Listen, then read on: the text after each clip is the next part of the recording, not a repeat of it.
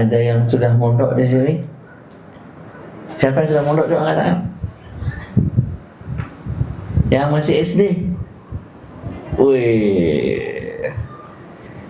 Yang masih TK ada? Masih TK? Yeay. Yang masih SD mau masuk pondok tidak? Mau masuk pondok? Baru mau masuk pondok? Masya Allah. Pondoknya di mana kalau boleh tahu ini? Masih bingung? Pondok masih bingung di mana tuh pondok masih bingung? Masih nyari-nyari, Masya Allah. Kalau ini di depan, pondoknya di mana namanya? Di Bogor, Masya Allah. Kenapa milihnya di Bogor? Dekat rumah orang tua. Nggak karena dingin nggak di sana? Dingin ya? Masya Allah. Ada lagi yang mau masuk pondok? Siapa lagi? Pondoknya di mana? Di Al-Irsyad, Tengaran. Masya Allah. Baik, teman-teman rahmati Allah. Alhamdulillah pada kesempatan hari ini kita berkumpul bersama di sini untuk sama-sama belajar dan merefleksikan kembali bagaimana kita masuk pondok. Kalau di pondok tuh kira-kira enak nggak ya? Enak di pondok? Makanan enak-enak ya? Iya, enak. Masya Allah. Bebas, nggak ada yang ngatur sama orang tua. Siapa nggak ada yang kangen sama orang tua kalau di pondok? Kangen? Kangen sama abi sama mamanya? Baik, barakallahu fiik. Baik. Tema kita hari ini adalah tentang bagaimana kita sukses menuntut ilmu dan juga istiqomah ketika belajar. Teman-teman rahmati Allah, suatu hari ada ketika Rasulullah SAW itu sampai ke kota Madinah. Jadi Rasul itu awalnya tinggalnya di mana ya? Di Mekah atau di Bali? Pernah Rasul tinggal di Bali? Tak pernah ya. Rasul itu pertamanya tinggalnya di kota Mekah. Suatu hari Rasul hijrahlah ke kota Yasrib. Betul sekali. Yasrib itulah nama lamanya kota Madinah. Tapi Rasul itu tidak suka dengan kata-kata Yasrib, karena Yasrib itu artinya kotor, gak enak. Dari dulu kalau orang-orang Arab sudah kumpul, dia dari Yasrib, orang-orangnya kumel-kumel penyakitan. Karena memang di sana ada penyakit, di sana penyakit khasnya orang-orang Yasrib, baik itu demam dan sebagainya. Ketika Rasul sampai di Madinah, Rasul menghilangkan kata-kata Yasrib tersebut. Kata Rasul, ini adalah Madinah. Nama lainnya Madinah ada Thayyibah, At-Thabah. Apa sih nama lainnya Madinah tadi? At-Thayyibah, At-Thabah. Kemudian dikenal juga dengan nama Madinah. Artinya adalah kota yang aman, baik, tentram dan lain sebagainya. Suatu hari ketika Rasul sampai di Madinah, tiba-tiba ada seorang wanita membawakan anaknya kepada Rasulullah SAW. Wahai Rasul, ini anakku masih kecil ya, tolong ajarin dia. Terserah engkau mau ngapain saja. Mau disuruh anterin Rasul pergi, mau pokoknya dia harus dekat dengan Rasulullah SAW. Nah, sampailah ternyata anak tersebut usianya masih 11 tahun. Ada yang masih 11 tahun di sini? Banyak juga, seumuran berarti ya, sama anaknya ini. Siapa kira-kira nama sahabatnya ini yang diantarkan oleh ibunya berjumpa dengan Rasul pertama kali? Ada yang tahu kira-kira? Masih kecil, usianya kurang lebih 11 tahun. Siapa namanya? Bukan, namanya Anas bin Malik. Ya, namanya Anas bin Malik. masih kecil. Kata ibunya, udah Rasul, aku titipkan ini anak pokoknya sama engkau biar deket terus. Dan betul saja, ternyata Anas menjadi orang terdekatnya Rasulullah SAW. Saat itu usia masih kecil, kurang lebih masih belasan tahun, ada yang bilang 11 tahun, 12 tahun, masih kecil. Nah, Anas bin Malik ini anak yang sangat cerdas. Bahkan Rasul, katanya Anas sendiri ya, pernah tugasnya adalah membawakan sandalnya Rasul, mengambilkan air buat Rasul berwudu, menemani Rasulullah SAW ketika akan berjalan kemanapun. Tapi beliau juga belajar bersama Rasul, mengambil ilmu dari Rasulullah SAW, bertanya kepada Rasul. Bahkan disebutkan katanya Anas bin Malik, aku selama 10 tahun bersama Rasul itu nggak pernah sama sekali ya dimarahi oleh Rasulullah SAW. Ya, nggak pernah sama sekali dimarahi oleh Rasulullah SAW. Apakah Anas bin Malik ini orangnya nakal? Nakal nggak ya kira-kira? Bandel nggak? Yang namanya anak-anak terkadang, ya, kadang-kadang beliau kelupaan kemudian dipanggil oleh Rasulullah SAW, tapi Rasul tidak pernah memarahinya. Bahkan diriwayatkan bahwasanya Anas bin Malik ini adalah salah seorang sahabat yang didoakan oleh Rasulullah SAW, yang kerap umurnya panjang sekali, kurang lebih sampai umurnya 100 tahun. Ada di sini yang umurnya udah 100 tahun? Ada yang giginya sudah sampai 100 tahun di sini? Belum nyampe ya? Anas bin Malik didoakan Rasulullah SAW, di antaranya adalah diberkahi umurnya, dipanjangkan umurnya, diberikan kekayaan dan juga keturunan yang sangat banyak sekali. Ya, kelak ya, Anas bin Malik itu memiliki anak keturunan sampai cucu kurang lebih jumlahnya sampai 100. Ini kisah Anas bin Malik. Ada lagi salah seorang sahabat Rasul yang masih kecil, usianya masih belasan tahun, ya, masih saudara sepupunya Rasulullah SAW. Ada yang bisa menebaknya tidak? Masih kecil, usianya belasan tahun, kemudian dijuluki sebagai ahli tafsirnya umat ini. Siapa kira-kira? Siapa kira-kira? Nama bapaknya adalah Abbas bin Abdul Muttalib. Siapakah dia? Ada yang tahu kira-kira? Siapa? Abdullah bin Abbas. Ya. Abdullah bin Abbas juga masih kecil, sudah ikut terus bersama Rasul, menemani Rasulullah SAW. Bahkan sampai suatu hari, ya, Abdullah bin Abbas ini boncengan sama Rasulullah SAW. Tapi nggak naik motor ya, atau PCX nggak ya, belum ada motor waktu itu ya. Adanya waktu itu kendaraan namanya Bigol. Apa itu Bigol? Ada yang tahu Bigol? Bigol, ada yang pernah lihat keledai nggak? Pernah lihat keledai? Di sini Taman Safari ada keledai nggak? Kalau kuda kan banyak ya.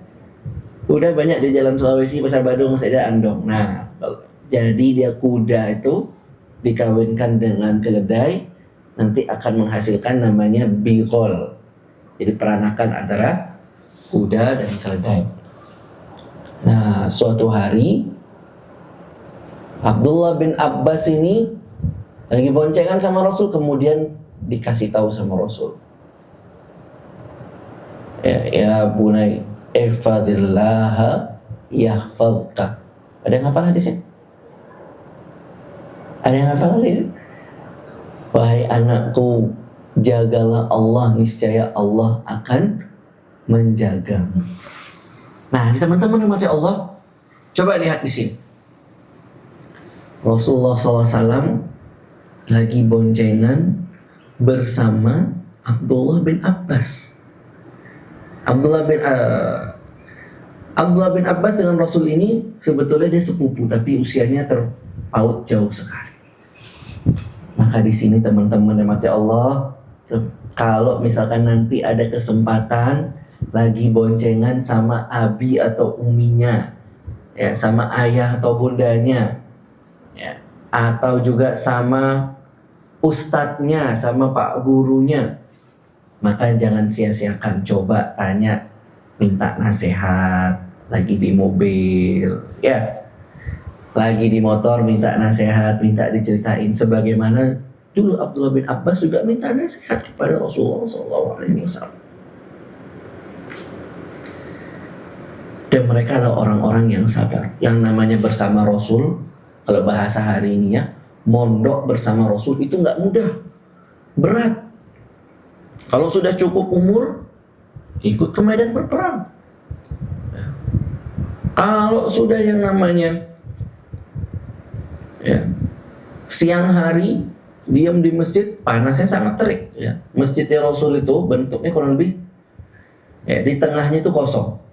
Jadi kalau kita bayangin ya, Masjid Nabawi yang miliknya Rasulullah itu yang punya atap, ya, masjid di bagian beratap itu cuma bagian depan sama bagian belakang saja. Itu di tengah, nah ini kalau di tengahnya ini kosong. Jadi coba bayangin, lagi panas nggak? Panas. Kalau lagi hujan, kehujanan yang di tengah. Ini seperti itu.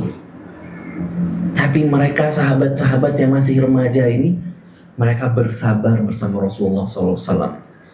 Mereka tidak malu untuk bertanya kepada Rasulullah SAW. Bahkan disebutkan Ibnu Abbas itu didoakan oleh Rasulullah SAW. Didoakan, ya.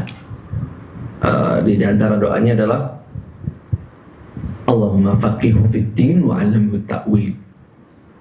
Ya Allah, berikanlah anak ini pemahaman terhadap agama dan juga ajarkanlah ta'wil, ya, atau ta'wil itu artinya adalah ilmu tafsir.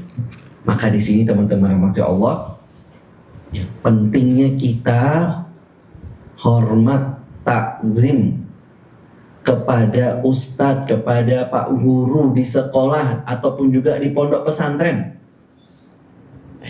agar kita dapat doa yang baik-baik dari pak guru dan juga ustadz, asatidzah ataupun ustadzah yang ada di pondok. Coba lihat tadi, Rasulullah SAW di antara murid pondoknya Rasul tadi ada Anas bin Malik, ada Abdullah bin Abbas, ada lagi sahabat yang masih mulia, masih kecil, usianya masih 11 tahun kurang lebih. Namanya Zaid bin Sabit. Siapa namanya?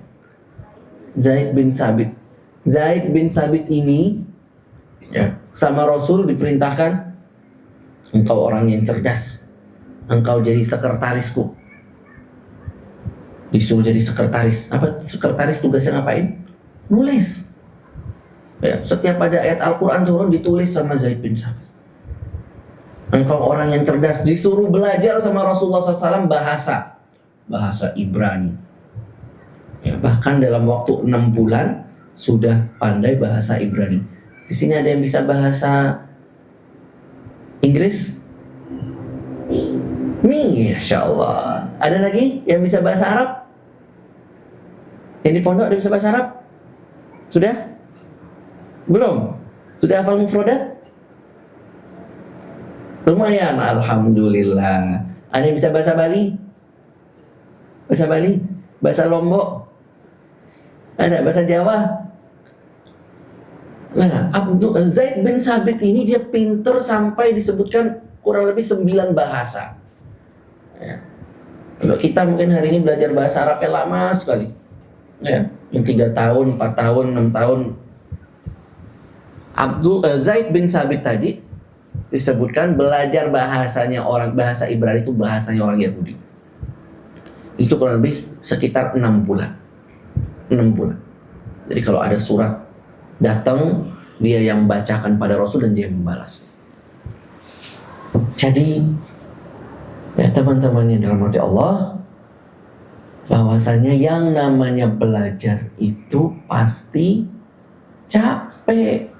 Tidak ada yang namanya belajar itu enak, ya. Atau belajar itu sambil tidur-tiduran di kamar, ada nggak? Nggak ada. Atau belajarnya cuma dari main Mobile Legend aja, ada nggak? Atau siapa yang sini masih main Mobile Legend? Sudah sampai tingkatan apa? Ada? Apa gamenya apa? Gamenya apa sekarang dimainin? FC Mobile, ada yang main FC Mobile di sini. Wih, sudah sampai level berapa ini FC Mobile -nya? Ada yang main apa lagi mainan sekarang? Apa? MM, FM, FF, apa itu FF? Free Fire. Kalau yang main PES masih ada nggak sih main PES? Nggak ada. Bisa main PES? Bisa, Masya Allah, hebat ya. Nah, kalau mau main harus ingat waktu. Ya, nggak bisa kita main terus, setiap hari main terus. Akhirnya lupa waktu. Biasanya kalau kita main game, lupa waktu ya. Main dari jam berapa biasanya? Hah? Pagi? Siang? Jam berapa biasanya main? Nggak tahu. Saking seringnya jadi lupa, jadi nggak tahu jam berapa ya. Kalau main game terus, boleh nggak main game? Boleh, silahkan kalau mau main game. Tapi harus tahu waktunya, kapannya, tempatnya, di mana. Kalau dahulu, Ustaz dahulu masih kecil itu PS-nya disembunyiin di rumah. Keluarnya cuma hari Sabtu sama Ahad. Ada yang kayak gitu juga? Ya. Kalau dulu belum ada HP, apa sekarang HP kayak gini belum ada dulu. Dulu mainnya PS, mainnya gasing. Masih ada gasing sekarang?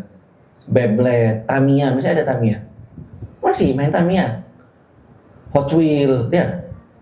Siapa yang suka Hot Wheel? Suka Hot Wheel? Banyak koleksinya ya. Nah, kalau main itu kita perlu seperlunya saja. Kalau apalagi yang sudah balik, ada yang sudah balik di sini, teman-teman yang sudah balik, yang sudah SD biasanya ada yang sudah balik. Kalau yang akhwat mungkin sudah balik ya, banyak masih SD. Kalau teman-teman sudah balik, khusus yang sudah balik harus tahu waktu, nggak boleh keseringan main game. Ada yang biasanya main game dari pagi, sebentar, push rank nih, sedikit lagi, ya, sedikit lagi ini, nunggu, akhirnya lewat lupa sarapan, sedikit lagi nunggu sampai duhur, lewat sholat duhurnya,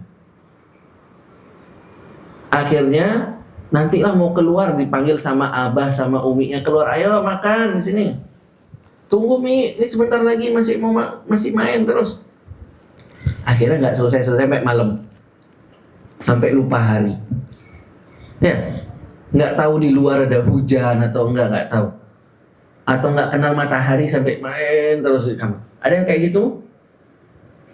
Tak boleh sampai kayak gitu. Sekarang ini teman-teman rahmati Allah, sekarang ini ada yang namanya penyakit kecanduan game. Bahkan dia sampai ada banyak sekarang. Sekarang kalau teman-teman yang mau menjadi mondok, ini syaratnya cuma main game aja. Mau pondok yang kayak gini, syaratnya main game terus 1 hari 24 jam kalau bisa. Ada nih pondok yang nerima nih. Nah, pondoknya dikenal dengan nama Rumah Sakit Jiwa. Ya, syaratnya mainnya 24 jam terus main. Sampai apa dia? Sampai ada orang tuh yang sholat kayak gini, tahiyatnya kayak gini-gini. Jarinya gini-gini terus. Udah dilepas HP-nya masih gini-gini terus. Ada kan? Ada juga yang main game sampai pingsan, harus minum obat. Karena kelamaan, karena otak kita ini gak bisa lama-lama di depan game. Ya. Allah itu memberikan kepada kita itu otak untuk dijaga. Ya. untuk dipelihara dengan baik. Ya. Jadi tadi kalau ada yang masuk di sini mau masuk pondok yang syaratnya enak, main game 24 jam itu tadi ya. Masuknya ke pondok rumah sakit jiwa. Ya, silakan ya mau minum obat, mau apa silakan. Kalau mau yang benar-benar maka kita harus bisa, khususnya yang sudah balik, terlebih lagi yang sudah balik, kita harus ingat waktu. Kita harus ingat bahwa saya ketika belajar ini Rasulullah SAW bersabda bahwasanya thalabul ilmi faridatun ala kulli muslim wa muslimat. Ya, bahwasanya namanya menuntut ilmu itu adalah wajib, bukan sunnah lagi. Ya Ustadz, ngajar ngaji kan bisa besok, sunnah aja lah. Lagian sudah ada imam yang bisa jadi imam. Kita belajar ngaji bukan pengen jadi imam. Setiap dari kita itu nanti akan menjadi imam di rumahnya masing-masing. Jadi bukan hanya imam masjid saja ini bilang imam. Semuanya nih, kita masih kecil sekarang, semuanya akan menjadi imam. Bahkan di zaman Rasul aja sudah ada Mu'adz bin Jabal itu usianya belasan tahun, itu sudah jadi imam di kampungnya. Jadi nggak ada lagi namanya belajar ngaji, belajar ilmu agama, belajar akidah, belajar tauhid, belajar. Itu wajib bagi setiap muslim. Semuanya. Mau itu anak-anak, mau remaja, mau dewasa. Sampai kapan belajar Ustadz? Sampai mati. Katanya Imam Ahmad rahimahullah, belajar itu ya dari buayan, dari masih kecil sampai masuk ke liang lahat, sampai masuk ke kubur, sampai mati kita belajar terus. Ya, menurut penelitian kalau sering main game terus, otak ini nanti bakal tumpul. Ada hormon-hormon yang dia harusnya diasah ya dengan baik, keluar tidak pada waktunya. Sehingga ini kepala ini nanti pusing jadinya. Kepala ini menjadi pusing. Ya, kalau kelamaan main game pusing tidak? Pusing. Ya, kelamaan main game pusing. Rasulullah itu tidak pernah melarang bermain, tapi mainnya harus yang bermanfaat. Contoh misalkan dikisahkan bahwa saya Rasulullah SAW pernah bermain bersama istrinya yang bernama Aisyah. Bermain lari-larian, lomba lari. Ya, lomba lari. Ada yang sih suka lari di lapangan renon. Ada yang sudah satu putaran. Sanggup? Satu putaran lapangan renon? Sanggup ya? Masya Allah. Itu tadi lari. Kemudian Umar bin Khattab juga pernah mengatakan, ajarilah ya di antara permainan yang bermanfaat memanah. Ada yang sudah pernah memanah di sini? Mana? Berkuda. Ada yang berkuda di sini? Berkuda. Kemudian apa lagi? Satu lagi? Berenang. Siapa bisa berenang? Masya Allah, hebat semuanya. Itu dia di antara tadi mainan-mainan yang bermanfaat, menguatkan tubuh. Ya, kalau biasanya berenang di mana? Berenangnya di pantai atau di kolam renang? Kolam renang sama pantai. Masya Allah. Ada yang sudah pernah berenang di sungai? Belum? Ya, harus berlatih berenang. Berenang, kemudian berkuda. Minimal sekali seumur hidup harus pernah merasakan berkuda. Sudah pernah berkuda? Kuda poni atau kuda yang lari ini? Kudanya gimana? Yang lari ya harus bisa. Ya. Itu ada tekniknya. Kalau kita mau berkuda tuh biasanya teman-teman, kita disuruh bersihin kudanya dulu, kenalan sama kudanya, kita menyamakan visi sama kudanya. Ya, kalau kita ragu-ragu nanti kudanya ngamuk sendiri dia. Iya, kudanya ngamuk, akhirnya dibawa lari, nggak tahu kemana dibawa larinya. Ya, jadi biasanya ada bonding, ada perkenalan terlebih dahulu dengan kuda. Kemudian apa tadi? Berenang, berkuda, memanah. Ada yang sudah pernah memanah di sini? Pernah memanah? Sampai tepat sasaran di tengah atau tidak? Berapa kali hebat? Itu melatih konsentrasi. Jadi semua olahraga yang dianjurkan oleh para sahabat itu selalu berdampak baik. Ya, berdampak baik. Maka di sini yang perlu kita ingat, yang namanya belajar itu pertama pasti susah, pasti capek. Nggak ada yang namanya belajar itu adalah santai-santai, nggak ada. Pasti belajar itu adalah capek, dimarahin ustadz misalkan atau pak guru, ada hukuman, tapi juga terkadang ada hadiah. Maka semua harus ingat, kata Rasulullah, siapa yang meniti jalan menuntut ilmu, maka dia akan dimudahkan baginya jalan menuju surga. Jadi pintu surga itu ada banyak.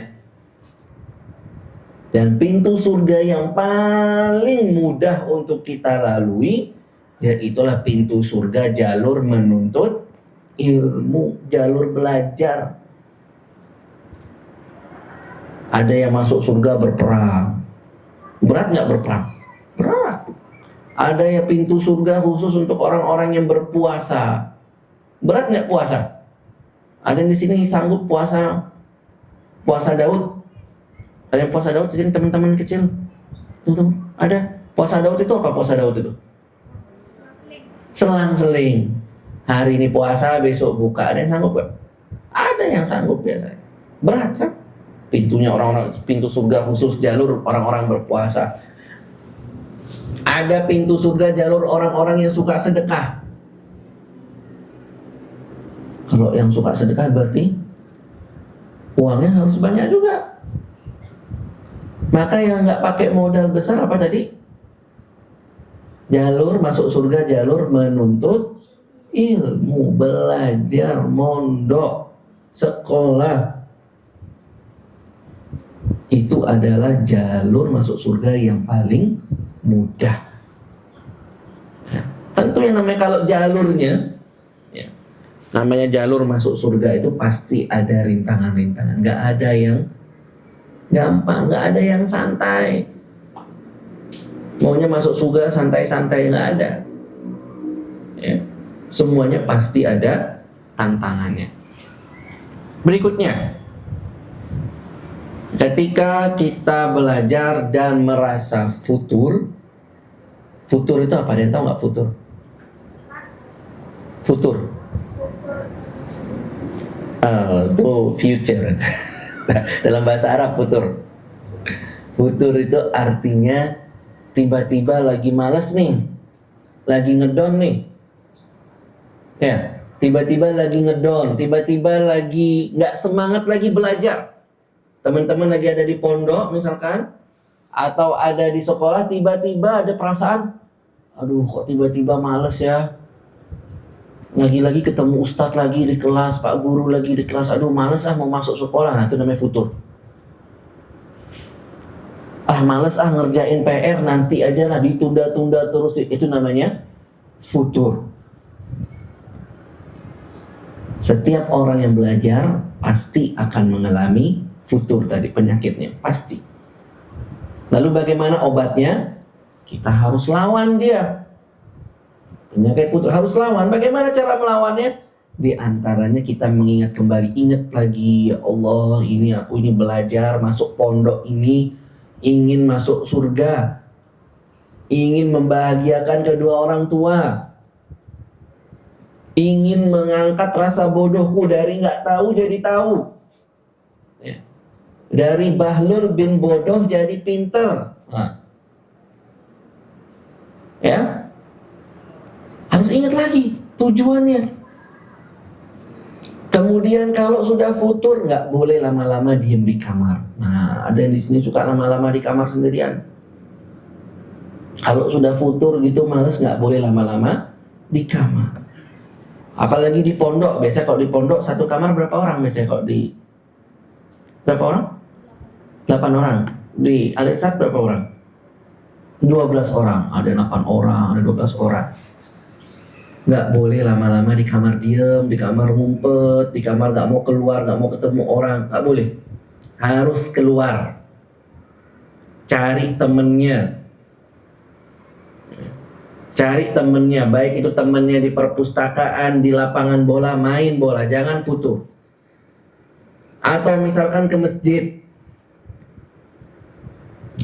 Karena obatnya futur itu diantaranya adalah kita berjumpa lagi dengan teman-teman yang soleh, yang baik. Itu adanya di mana? Di masjid. Poin berikutnya, ketika kita belajar, beda halnya belajar itu sendirian sama belajar rame-rame. Belajar secara rame-rame itu tentu lebih enak, lebih asyik, ya nggak? Banyak temennya yang ngingetin, kerja kelompok bareng, ngerjain PR bareng-bareng. Lebih mudah nggak daripada ngerjain sendiri? Lebih mudah mana? Bareng. Jadi kalau lebih enak bareng-bareng, maka ketika nanti teman-teman masuk pondok ataupun di sekolah, harus pilih-pilih teman yang baik. Harus apa? Pilih teman-teman yang baik. Jangan malah milihnya teman-teman yang suka melanggar peraturan di sekolah atau suka melanggar peraturan di pondok. Apa sekarang hukuman di pondok itu biasanya? Masih dibotak sekarang hukumannya? Ada yang dibotak atau dikasih poin, misalnya dikasih poin ya. Hukumannya biasanya nggak boleh. Harus pandai-pandai memilih teman yang baik. Kata Rasul, ibaratnya orang berteman itu. Ibaratnya orang yang berteman dengan teman yang soleh, dengan teman yang baik, itu ibarat berteman dengan penjual parfum atau minyak wangi. Ada yang suka minyak wangi di sini? Ada yang suka? Ada yang suka bau ketek, bau badan? Nggak ada yang suka, pasti kan? Betah nggak kira-kira kalau temen di sampingnya misalkan baunya nggak enak? Betah nggak? Nggak betah. Maka permisalan dari Rasul sangat bagus sekali. Berteman dengan orang yang soleh, dengan orang yang baik, itu seperti ibaratnya berteman dengan penjual minyak wangi. Minimal jual minyak wangi, kita dekat sama temennya, kita beli minyak wangi, kita pakai. Atau enggak, biasanya kalau ke toko parfum biasanya dikasih apa? Dapat minyak wangi gratis, ya nggak, disemprotin sebagai tester ya. Wanginya bagus, wah wanginya mahal nih, enak nih. Tapi kita dapatnya gratis, ada manfaatnya. Namun ibarat orang yang berteman dengan orang yang tidak soleh, dengan orang yang buruk akhlaknya, itu ibaratnya sedang berteman dengan orang pandai besi, dengan tukang pandai besi. Tukang pandai besi itu biasanya apinya tuh di atas 100 derajat itu biasanya. Ya. Biasanya ada, kalau orang lagi, kalau di sini biasanya apa? Ngelas biasanya ya. Kalau ngelas tuh biasanya percikan apinya kemana-mana. Bahaya tidak kalau kita dekat-dekat dengan orang seperti itu, dengan orang yang sedang bekerja mengelas biasanya? Bahaya tidak kalau kita dekat-dekat? Bahaya. Minimal kena percikan apinya, ya. Atau misalkan bau besinya yang tidak enak. Itu dia bahayanya. Jadi penting sekali teman-teman untuk memilih teman yang soleh. Karena yang namanya as-sahibu sahib, teman itu dia seperti magnet, dia menarik. Kalau teman-temannya ya adalah orang-orang yang suka melanggar peraturan pondok, maka nanti ikut gengnya melanggar peraturan pondok. Berteman sama orang-orang yang malas ke masjid misalkan, maka akhirnya nanti ke bawah malas ke masjid juga akhirnya. Berteman sama orang-orang yang nggak suka mengaji, akhirnya juga sama, ke bawah nggak hadir di pengajian akhirnya. Karena temannya aja nggak hadir. Tapi beda halnya kalau berteman dengan orang-orang yang soleh, dia akan mengajak hadir di tempat-tempat yang positif. Maka teman-teman masya Allah, penting sekali ketika di pondok nanti ya, ataupun kapanpun juga memilih tempat yang teman-teman yang soleh. Berikutnya adalah ketika masuk di pondok ataupun juga mulai belajar di sekolah, yang perlu diingat bahwasanya harus sabar sampai di garis finish, harus sabar sampai di garis akhir. Jangan tiba-tiba masuk pondok atau masuk sekolah bilang sama abinya atau mamanya, udah deh sampai di sini aja, putus sekolahnya gitu. Capek sekolah ini dah. Ya. Karena yang dilihat di pondok itu dan pemenangnya ada di akhir. Siapa yang lulus sampai akhir, sampai garis finish. Ya. Rasulullah bersabda, innamal a'malu binniyat, itu di awal. Yang terakhir ada innamal a'malu bil khawatim, bahwasanya amalan itu ya tergantung juga dari akhirnya. Ya, kalau tadi innamal a'malu binniyat itu di awal. Kita ketika melakukan ibadah, sholat, belajar, lain sebagainya, kita berniat yang baik, yang positif. Tapi juga ada hadis yang lain bunyinya innamal a'malu bil khawatim. Amalan itu tergantung daripada akhirnya. Kita punya banyak sekali misalkan yang semangatnya di awal-awal masuk pondok, wah besok mau masuk pondok baru, tasnya sudah baru, sepatunya baru, bukunya baru, bajunya baru. Semangat di awal mau masuk pondok misalkan. Tapi ternyata di tengah jalan, aduh nggak kuat, disuruh bangun sama ustadz jam 4 subuh misalkan, nggak kuat. Sekolahnya sampai sore nggak kuat. Ya, disuruh ngafalin Quran di sekolah nggak kuat. Maka semuanya harus apa? Bersabar. Ingat hadisnya Rasul tadi. Sesungguhnya segala amalan itu adalah tergantung daripada akhirnya, garis finishnya. Nah, sampai mana ini? Ya. Apakah mau ibadah di awal saja, kemudian di akhirnya males-malesan? Enggak. Kita ingin kenal, ada istilah apa? Husnul khotimah, kita ingin penutup yang baik. Ya. Maka harus semangat, tetap dijaga semangatnya. Karena yang diuji itu adalah keistiqomahan kita. Poin berikutnya teman-teman rahmati Allah, agar kita senantiasa ketika belajar dapat ilmu yang bermanfaat dan istiqomah, adalah jangan lupa berdoa. Jangan lupa berdoa dan juga mendoakan orang tua. Tak boleh itu lupa sama apa doa untuk kedua orang tua. Coba dibaca teman-teman. Apa doanya? Yang keras dong. 1, 2, 3.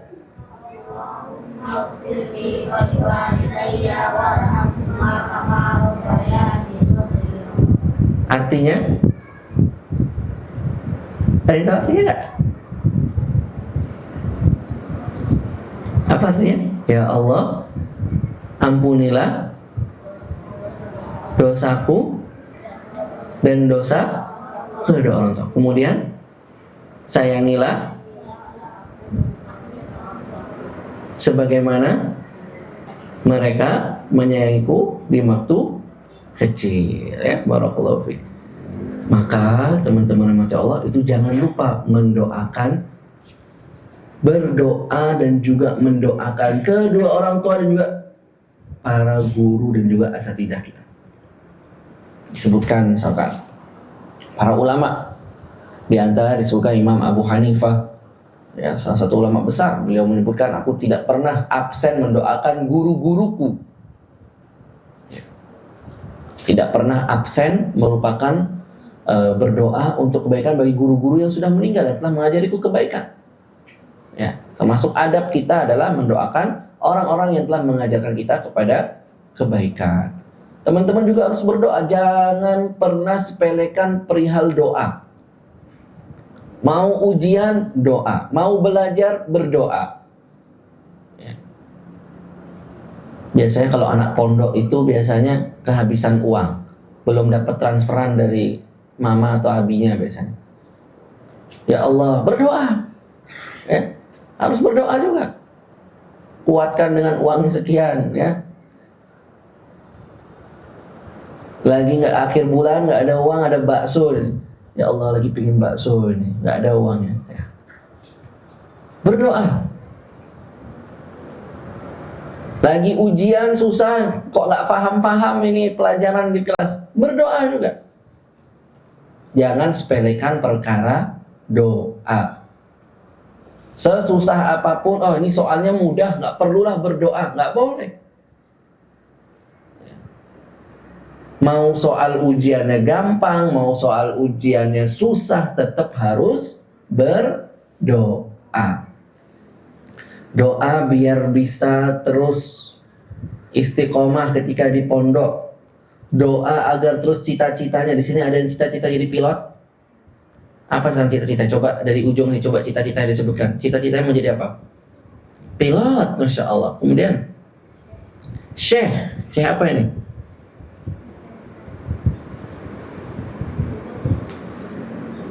Jadi YouTuber. Baik. Kemudian cita-citanya mau jadi apa? YouTuber. Banyak yang mau jadi YouTuber nih ya. Mau jadi apa cita-citanya? Programmer apa? Pembuat tab, aplikasi. Masya Allah. Pengusaha apa? Iya, pengusahanya kan ada banyak. Mau jadi pengusaha dagang emas, dagang kain, dagang makanan, kain, Masya Allah. Pemain bola. Siapa pemain bolanya yang disukain? Siapa? Mau jadi kayak Messi? Siapa? Roberto Carlos, Masya Allah, hebat. Cita-citanya mau jadi apa? Pemain bola. Pemain bola di mana nih maunya? Pemain bola yang lapangan besar, lapangan kecil, atau mau jadi futsal? Lapangan besar, Masya Allah. Pengusaha apa? Mau bidang makanan, tekstil, Masya Allah. Ilmuwan apa? Mau jadi profesor, harus tahu. Kira-kira ilmuwan apa? Suka pelajaran apa? Matematika, ya. Bahasa Inggris, sama IPS, barakallahu fiik. Ini belakang tentara, Masya Allah. Ini depan sekarang. Mau jadi apa? Cita-citanya?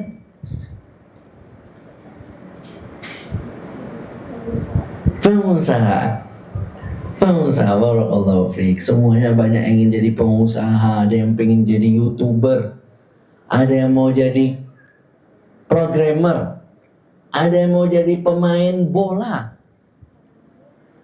Semuanya harus diusahakan dan juga diawali dengan doa. Mau jadi pemain bola kelas dunia, silakan. Tapi jangan lupa sholatnya. Pemain bola yang menjaga auratnya, menutup auratnya misalkan. Ya. Mau jadi pengusaha yang sukses, minta sama Allah. Mau jadi ilmuwan yang bermanfaat buat umat dan negara. Jangan sampai jadi ilmuwan yang biasa-biasa aja. Ya Allah, aku berdoa ingin jadi pengusaha, ya yang biasa-biasa aja. Nggak boleh gitu. Doa tuh harus minta yang tinggi. Ya, kata Rasul, mintalah surga apa? Surga Firdaus, surga yang paling tinggi. Jadi kalau yang namanya doa itu jangan malu-malu. Mau jadi YouTuber, mau jadi programmer, membuat aplikasi yang bermanfaat, membuat konten-konten yang bermanfaat. Ya. Luar biasa, boleh. Sekarang bebas mau jadi apa saja, berdoa apa saja, karena namanya doa itu gratis. Ada nggak di sini yang berdoa berbayar? Ada nggak? Doa berbayar? Nggak ada, doanya gratis semua. Minta sama Allah gratis. Sepertiga malam minta didoakanlah orang tua, Umi, Abi, doakan aku biar bisa jadi pengusaha yang sukses misalkan. Jadi pengusaha yang bisa sedekahnya setiap hari misalkan. Minta seperti itu. Jadi apa? Jangan lupakan berdoa pada perkara yang kecil sekalipun. Ya. Betapa banyak sekarang dari YouTuber. Ya, kata Syekh Shalih Al Fauzan, beliau adalah mufti Arab Saudi, banjirilah konten kalian dengan hal-hal yang bermanfaat. Ya. Jadi buat konten-konten yang bermanfaat. Kalau sekarang ada YouTuber, ternyata kontennya adalah, isinya adalah ya, nasihat-nasihat agama, ya, menunjukkan tips-tips yang menarik, tips-tips berbakti kepada orang tua, ditonton banyak viewersnya, menjadi pahala jariyah.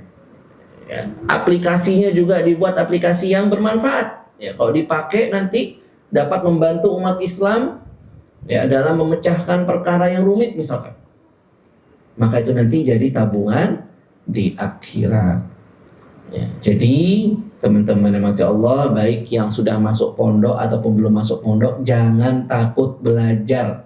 Ingat bahwasanya masuk pondok, belajar itu adalah jalur termudah kita untuk masuk ke surga. Dan juga jangan lupa pilih-pilih teman yang baik. Ya, kemudian terakhir jangan lupa untuk berdoa dan juga mendoakan kebaikan bagi kedua orang tua kita. Demikian teman-teman yang rahmati Allah. Selanjutnya kita mau sharing atau diskusi. Kira-kira ada yang tanyakan atau tidak? Barakallahu fiik. Ada yang bertanya?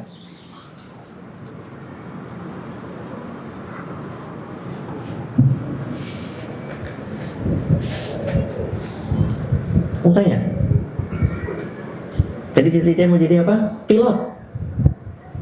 Kenapa mau jadi pilot? Kalau itu Ustadz yang bertanya ya. Mau jadi pilot? Pesawat apa? Airbus, Boeing, atau jadi pilot helikopter aja?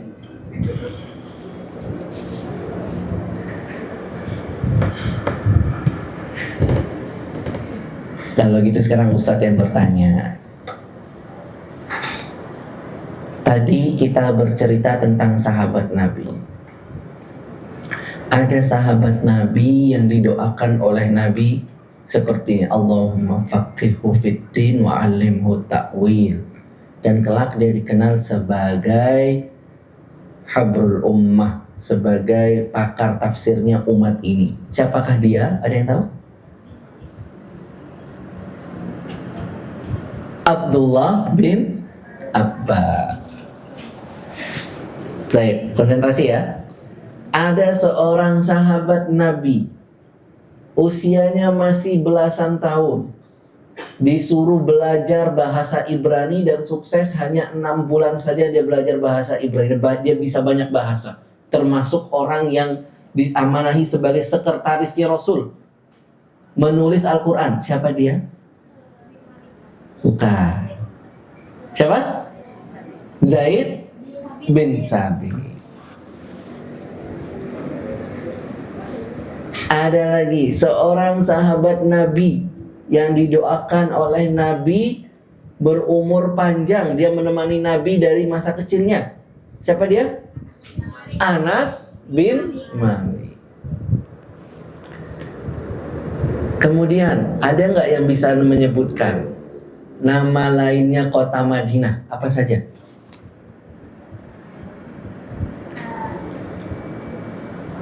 Apa saja? 1, 2, 3, ganti. Yatsrib, kemudian apa lagi? Madinah, At-Thaibah, satu lagi? At-Thabah. At-Thabah dan juga At-Thaibah. Barakallahu fiik. Semoga semuanya bermanfaat dan tetap semangat ketika kembali ke pesantren. Ingat, jangan lupa untuk milih-milih teman, berdoa, dan juga ingat bahwasanya belajar masuk pondok itu adalah jalur mudah kita masuk ke surga. Masuk surga jalur ekspres. Nah, jalur paling mudah, paling gampang itu dengan menuntut ilmu. Tentu semuanya pasti ada tantangannya dan harus bersabar. Demikian kita tutup dengan kafatul majlis. Subhanakallahumma wa bihamdika asyhadu an la ilaha illa anta astaghfiruka wa atubu ilaik. Assalamualaikum warahmatullahi wabarakatuh.